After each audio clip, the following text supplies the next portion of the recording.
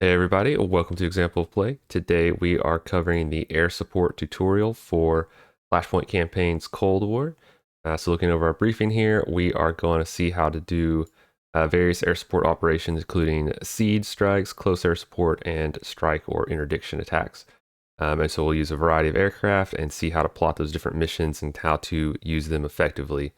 So we'll go ahead and we'll hit play to get it loaded up here. Just leave this all on defaults. And here we are. So as usual, you get your little pop-up here giving us some basics. And now let's check out, we have 3 aircraft and they're all going to have 3 different missions that we're going to plot out over the course of this video. All right, so let's tour those 3 aircraft real quick. First one is an F4 equipped for seed operations. So if you ever see this wild weasel, it's because they have a wild mission, which is to fly right at the enemy air defenses and pick up the radar signature from those targeting radars and then fire off these anti-radiation missiles, which then home in on the targeting radar and either destroy it or force it to be turned off.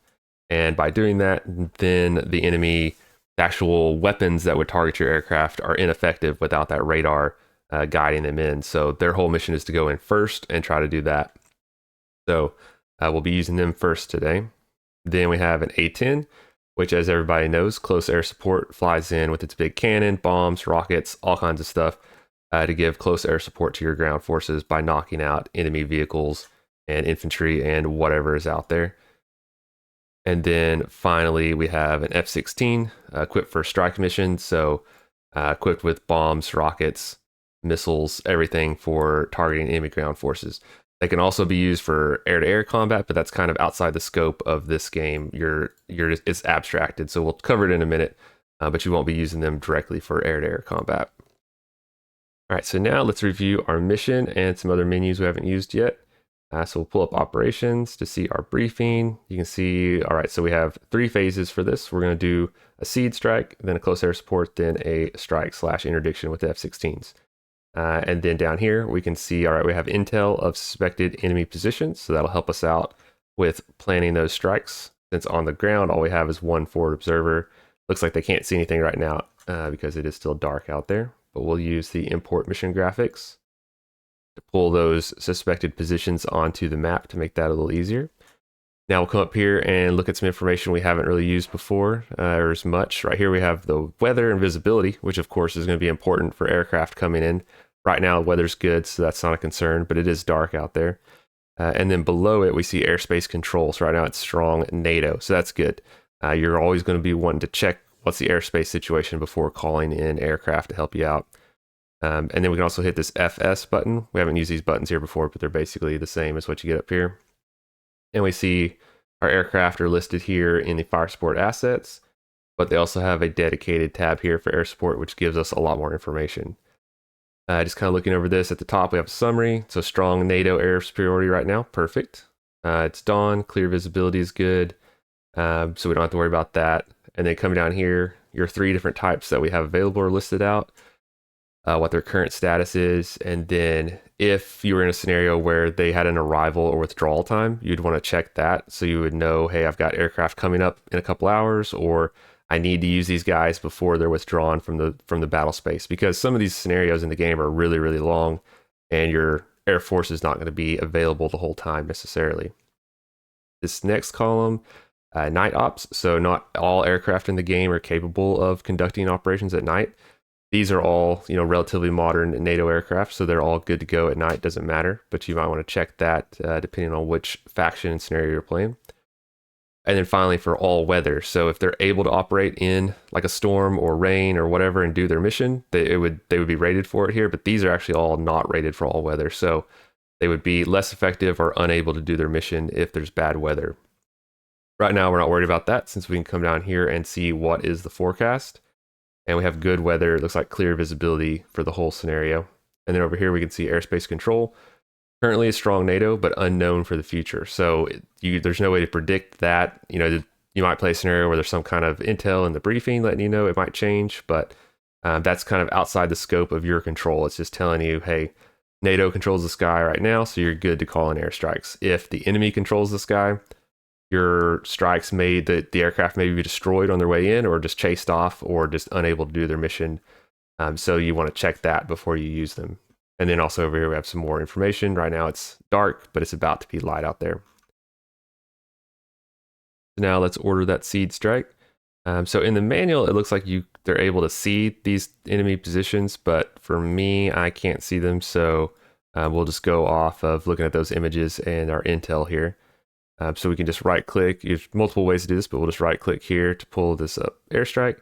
So it just says airstrike. It doesn't say like seed mission. So it's one of those things you need to just know what your aircraft are capable of doing, specifically which one is your seed aircraft. Because you're not going to get like a special dialogue saying this is what type of mission it is. It's still just a strike, but they're equipped for this. And so we're going to have them target this hex, this little hill right here, because this is where the enemy SAMs are. There are some other anti-air defenses in the area, like just big guns, flak battery kind of thing, but they don't have radar sites necessarily to target us. And so the main threat are these SAM sites. So we'll target it first. We'll say commit. And then as I'm going to follow along with the manual, it wants you to pull up the log here so you can see how it updates over the course of the turn of what's happening, since of course your aircraft strikes are going to happen really fast. And we'll hit start to see what happens. It's possible that they could get shot down or fail. So we'll just see how it goes. So they immediately arrive since it's a pre-planned strike. It says radar detected. They're going in. Let's see what happens. They're engaging. Looks like a hit, hopefully. There we go. Destroyed some. All right, looks like a very successful strike there. All right, so then it updates here after all that. Turn's still going on. So you can have this open and see it get updated in real time over the course of a turn. All right, so very nice. So switch back to them, open these guys up. All right, so we can see the log here of everything they did, but they flew in, they got their orders, flew in, engaged those air defenses, and then they claimed 2 times destroyed, twice right here. So they destroyed all the air defenses in that area with using their missiles, and then went back in with their cannon to take out the second time. So good job to our wild weasels, mission accomplished, and we got those SAMs knocked out that were up on that hill. Now it's time for our A-10s to roll in and do their thing. So we'll select them, right click, do airstrike. Again, I think I'm supposed to be able to see these, or at least in here it shows like you can see them, but here I can't. So if you don't see them, that's fine. We're just gonna kind of look at this and look at our intel and figure it's talking about that hex right there. We're gonna target right there, and then we'll say commit, and we'll also have the little armor symbol there. One thing we can do is it talks about in the manual, so we'll do this. You can come up here and select your airstrike. So just like with the artillery strikes, there are some options to adjust if you want to. We can offset the time, so we can delay them arriving and set that here. So like if you wanted to time this where your airstrikes came in right after your seed mission, or to support a ground attack that's planned to go off at a certain time, or coordinate with your artillery, all those kind of things, you can come in here to add a little delay to it to get the timing right. And since this is not happening on the setup, the first turn, there will be a little delay of our A-10s actually coming in, versus the first turn where everything you do basically happens immediately. So if you wanted to, you could do that. And then here we can change the discretionary targeting range. So if we wanted to, it can go up to 2 hexes from that spot for them to like track and attack the ground target. Because it could be you don't know exactly where your target is, or that it could be moving a little bit. And so this gives the aircraft a little flexibility of going outside your targeting space to find what's the best target they see when they get here. You can only set that up to 2 hexes though, but you can reduce it down to 0 or 1. We'll leave it at 2 since I think they're right there, but I don't know for sure. So we'll let them roll in and just find the enemy target in a 2 hex radius there. So any changes you make, just hit apply like before, and then we'll hit go. And then they might not actually make it on this turn. We might have to wait one more turn. Maybe so you can see it's getting light out, which is a nice effect there on the map. Okay, they roll in, they found something. They're engaging, so there are some tanks right there. Dropping their bombs. Scoring 1 kill. Another kill, looks like. And we'll pull up their logs so we can see what they got. So it looks like they did inflict some casualties there. So we can check the log here and see what they got. So it looks like they got 1, 2, 3, 4 T-72s taken out on that strike. So not absolutely devastating, but that's 4 less T-72s for our forces to deal with on the ground. So that's a successful close air support right there. And that's how you do a CAS. And then phase 3, we're going to use our F-16s to do a strike or interdiction. The difference really between the close air support and the strike is that the strike is going to come from a much faster aircraft that's going to swoop in and target, hopefully like a high value enemy target, and hit it fast and be gone. So it's better suited for hitting behind the front lines, where your close air support like your A-10 is a little bit slower aircraft, relatively speaking. That's meant to live at the front lines and be engaging enemy ground forces close to your forces. And really, it's a question of like what they're equipped with and the aircraft itself, kind of what it's capable of. But really, functionally, it's going to be the same for us. We're just going to right-click that F-16, do airstrike, and then there's an artillery battery right here, which again can't see, but that's where it is. And we're going to commit, and then just like before, we can open this up to see that you can adjust the discretionary radius, delay it, same kind of thing. And then we'll just leave this open to check the log and see what happens. Then we'll proceed. All right, so now it's a little lighter out there. I was hoping my forward observers would be able to spot all the enemy units, but still no luck on that.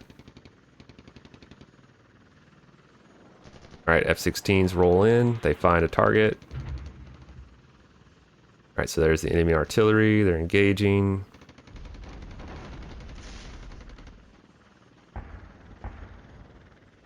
Firing some missiles. Looks like we got some hits there. All right, looks like that looked like a very successful strike. All right, so that ends. We can come over here, and it always wants to switch back to our unit on the map. All right, so looking at our F-16s, so then we can see, okay, what we know where they hit something, what all do they get? And they got 2, 4, 5, 6 of those enemy artillery units on the ground. So it looks like a very successful strike. It looked like there were 8 there to start with, and so right here you can even see they identified 8 of them, and then they got claims. They destroyed 6 at least. So a very nice mission there. Now, really, that concludes how to do the 3 different types of strikes. As you can see, actually doing it is basically the same. The question is understanding your aircraft and what they're capable of, what they're best equipped for.